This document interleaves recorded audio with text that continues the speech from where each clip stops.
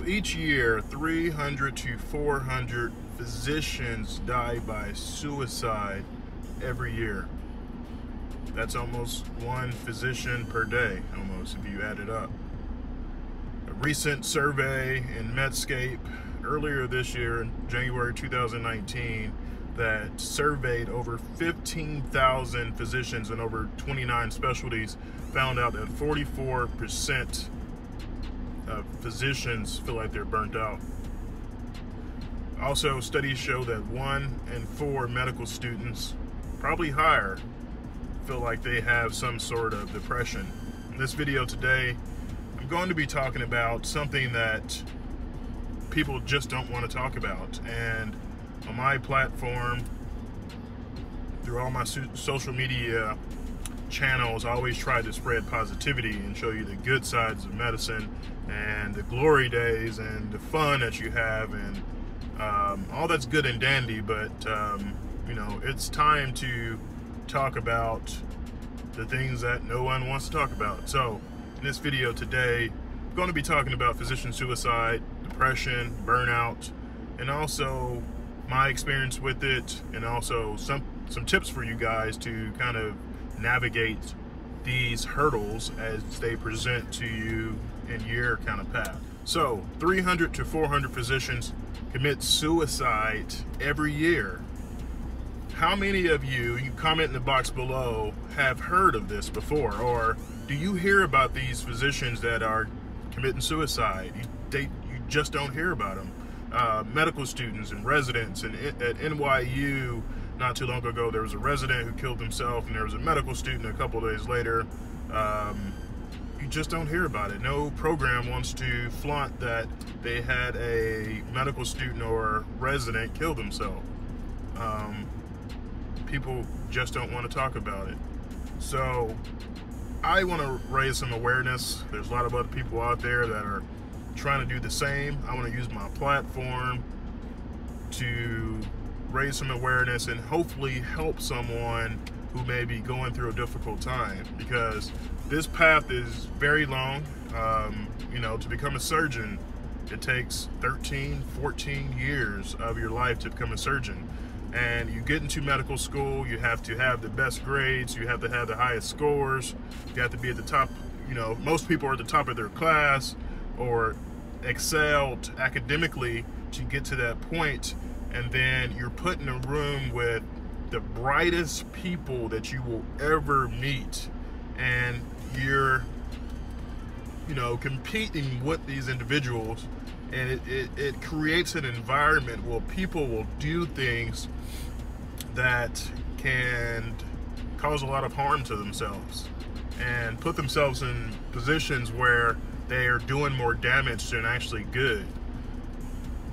You know, to get into a top specialty like plastics or dermatology or orthopedic surgery or neurosurgery, you have to do well academically. You have to have research. You have to do these other things, network.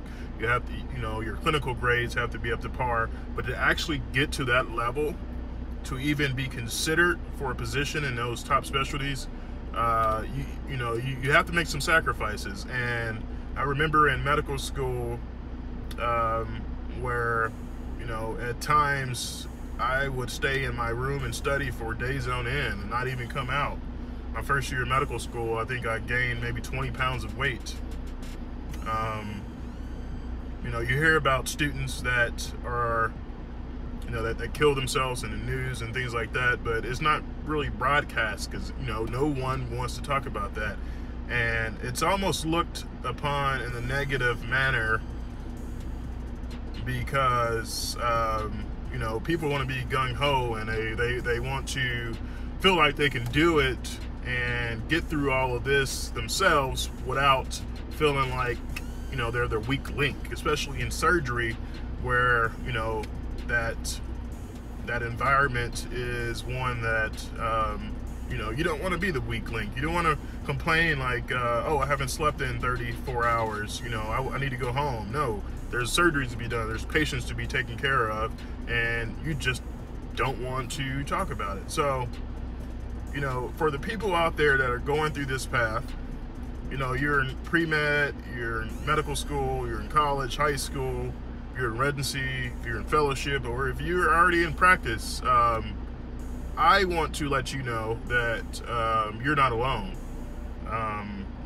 I've been depressed before, along this path where I felt like giving up, didn't want to do this path anymore. Times where, I just felt like I was at the bottom of the world, and that was probably some of the lowest points in my life, because this is all I know.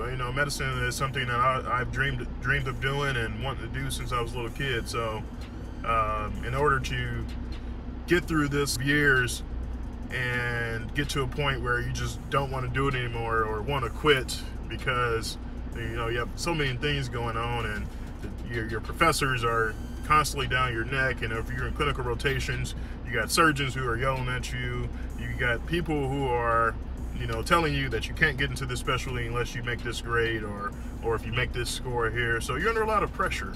Doctors are put under so much scrutiny that it's almost unfair, because we're humans also. We make mistakes.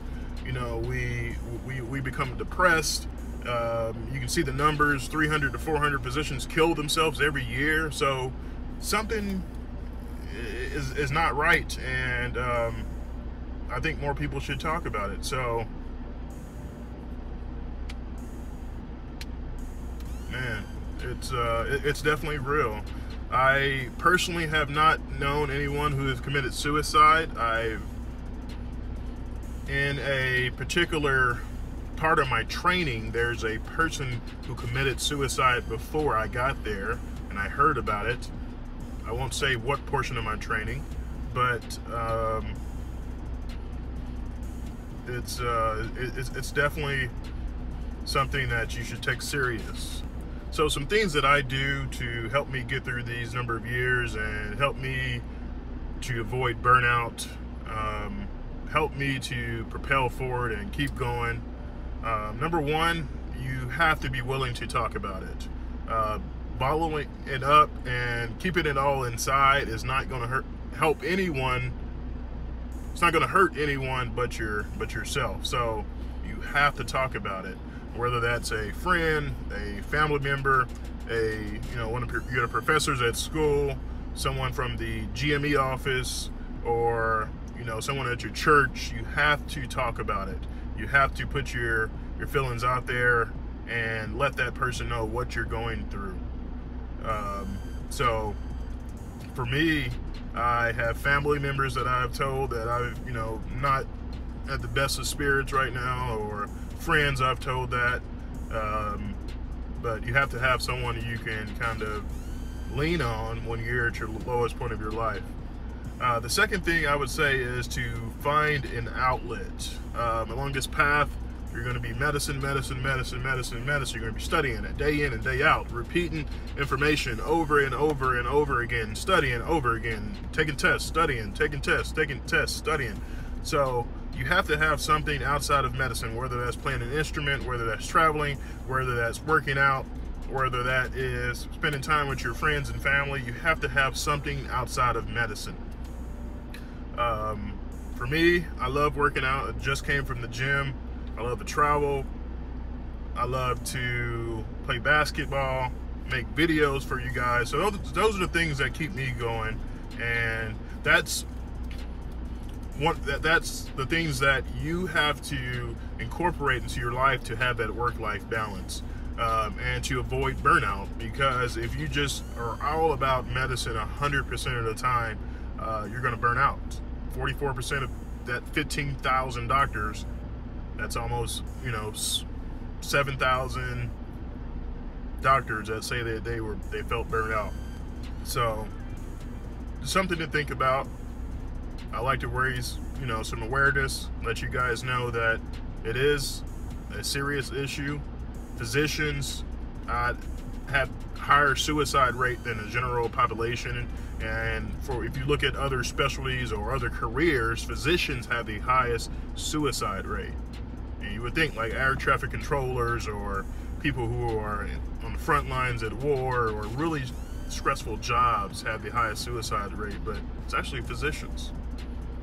I'm going to put some resources in the description below for you guys if you're feeling down, or if you're feeling like you're having thoughts that you want to hurt yourself, or if you feel like you just can't take it anymore and you're at the lowest point of your life. Number one, I would say step away from what you're doing and then talk to someone. Medicine can wait. It's not going to do any good if you study for 10 years and all of a sudden there's a suicide and you're not here anymore. And a lot of people, you do all these things and you study so long and you spend so many hours in the hospital as a resident that you're taking care of other people at the expense of your own health. So, and that can take a toll on you. You have to take care of yourself first. That's your spiritual health, your financial health, and your personal fitness. So, sorry that this video is, such on a low note, but I think it's something that must be talked about.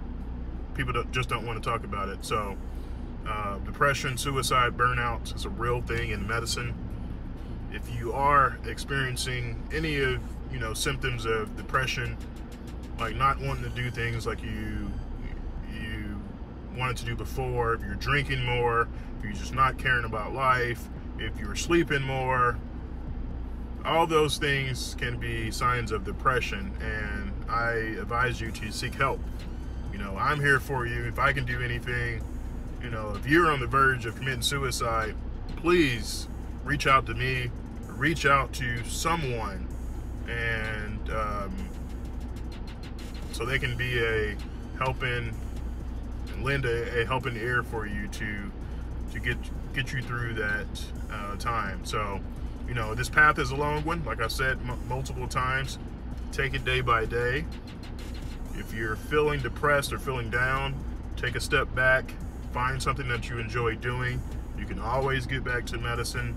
Medicine can wait, but it's not worth your life.